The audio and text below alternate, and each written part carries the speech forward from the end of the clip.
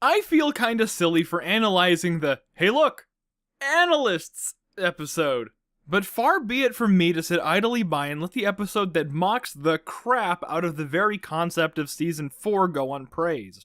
It's sorta like Castle Sweet Castle. Okay, I get it. Only times a billion. Now, this episode doesn't only take potshots at Volume 4. Shit. Fuck, I knew I was gonna do it. I knew I was gonna do it at least once. Yeah, go subscribe to my main channel to find out why I can't say the word season anymore. Yeah, turn a flubbed line into a plug. Now, this episode doesn't only take potshots at Season 4. Twilight was better before she got wings. I mean, why would there be any information about Twilight without wings in the journal? Or why would anyone from Ponyville get caught up in the hype at all? They do get bonus points for showing that they distributed the book all around Equestria and using a bunch of new pony models, so it wasn't just the Ponyville crowd acting like idiots, even though they did still get caught up in the hype. But this episode does go as ham on itself as it does on, well, us, analysts.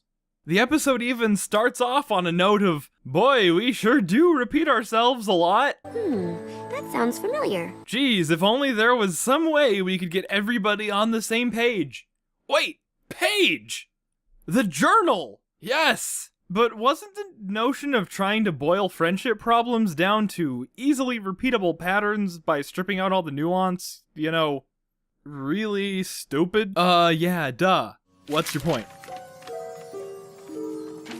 I'll judge a book by its cover just this once.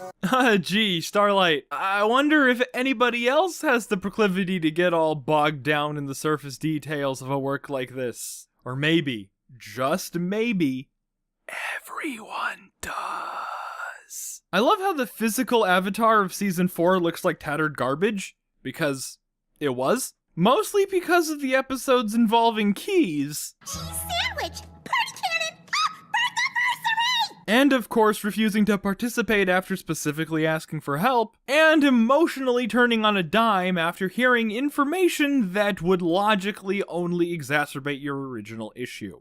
Let's not forget about those things. Even though the poor quality of Volume 4 wasn't exactly the journal's fault, it's still representative of how fucked up the whole thing was. They had a perfect opportunity to escape the formulaic bullshit. Does this mean I won't be your student anymore? And they refused it. I just thought of a great idea. Why don't we keep a journal, just like the Royal Pony Sisters? The formulaic delivery of the morals has always clashed with the more functional storytelling parts. It's repetitive and stupid to restate what we spent the last 20 minutes watching unfold. I mean, come on, we're not children. Children need things constantly restated to them, 'cause they're idiots. The friendship journal's making us super popular. That's odd, because you're in the book. She's letting us do a diary entry like our sisters do. Because you took advantage of your friendships. Me and my friends hang out with Princess Twilight all the time. To gain popularity. We love you, Kitty Mock Crusaders. That you used to fleece a bunch of saps out of their crap. I'll give you free lemonade for a week. These girls' sway over the unfathomably gullible is dangerous. Relax. I know exactly how to handle this. I am pretty sure they are gonna start a cult. We were thinking of putting together a Cutie Mark summer camp. Fuck, that was fast. A Cutie Mark camp is a great idea. Yeah, of course you think it's a good idea, Starlight. I wonder why. Manifesto.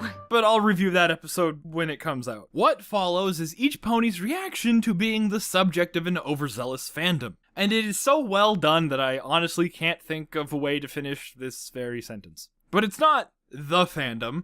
It's their real-life fans and haters. This journal is a record of things that actually happened to us. See, Twilight is royalty, so her fans value the romanticized ideal of her over the reality. In fact, they hide that shit away. We gotta keep them in mint condition.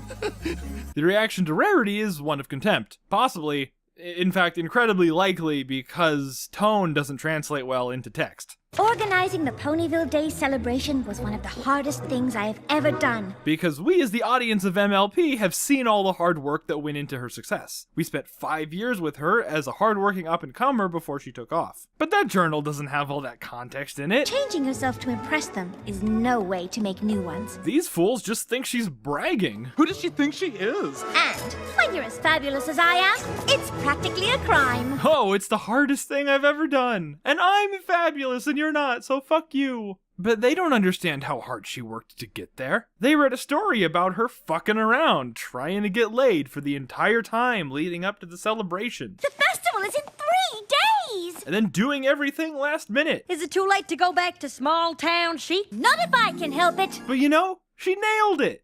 You even admitted that. She did a fine job setting up the Ponyville Days celebration. So let her brag, you shitlord.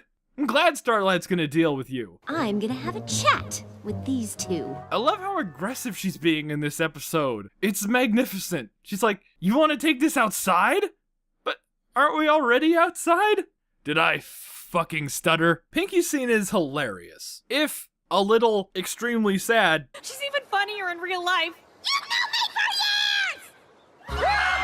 If you really think about it, kind of like I'm doing right now. I mean, of course everyone thinks she's just laughs and giggles all the time. There's Pinkie Pie, the funny one. Most likely, she just doesn't want to relive the more depressing parts of her adventures by writing that down in the journal. Reference back to what I mentioned a minute ago. She's been trying to keep that depression under the surface for years, probably. Even during the Smile song, she was alone when she sang that part. And people naively latch on to that hope, even while witnessing that it's not actually the case. Wait, that wasn't even funny. Pretty fucked up, right? Come on, tell us again about when you met Daring Do. This is unrelated, but did they seriously just out Daring Do? Everything in every one of those books is 100% possible. How could you possibly know that? I just do. I mean, it's not common knowledge that she's real.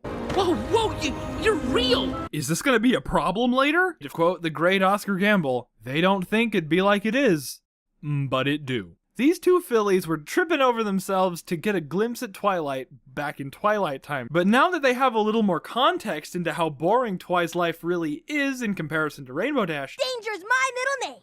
Rainbow Danger Dash. they rip out all the Twilight pages. And that's a metaphor for people who leave the Brony fandom, because they often do so overzealously. Yeah, okay, it's not actually that, but this script is getting long, so let's just move on. Fluttershy's thing is, well, it's exactly the same as how the regular fandom thinks of her most of the time. We want to know why Fluttershy keeps learning the same thing over and over again. And Drowning in Footwear already explained why that's so dumb. Obviously, I can see that Fluttershy is perfect, but I know the rest of you need everything explained to you as though you were 5. You're way different from the Fluttershy in the book. I don't know how I feel about that. What you really want is pro wrestling character development. Rarity is the best pony who isn't one of these three, and Applejack is basically a background pony, I'm popular and I don't like it one bit. making her the most relatable to the actual background ponies. They call themselves the Sweet Apple Admirers. This episode is so great. I am so fucking glad that Twilight can't seem to internalize the lesson that Discord is constantly bending over backwards to teach her. I've planned enough friendship lessons to cover the next 3 years. If we keep getting episodes like this, I will be satisfied if Twilight never learns another thing ever again. In the end, the episode starts to analyze itself for all those fucking children who watch this show for some reason, even though it's way too highbrow and intellectual for them. And they even top it off with an awesome song, except that AJ's line doesn't really scan right. I can be too eager to please. There's such thing as being too honest, too cuz. And apparently everyone listening is as hung up with it as I am, because they're all like... when the song ends, because they're aware that even a single flaw wipes away every positive trait. And if that's the case, you can't like something that's flawed, because that would mean you're flawed, making you a massive pile of shit with no positive qualities. So fuck everyone who tries to point out flaws in the shit I like. And then at the end, Starlight shows up like, hey, 2 people got it. 2! out of all of those motherfuckers, 2 people understood what you were getting at. And Twi's like, great, that means it's all been worth it. Maybe they'll support my Patreon. Your what? Oh, I transitioned into the end card now? I'm plugging all my shit, so you can support me on Patreon and subscribe to my main channel where my Ruby Volume 4 review is coming out pretty soon. And you can go to Analysis Daily and vote for me because it's the final round.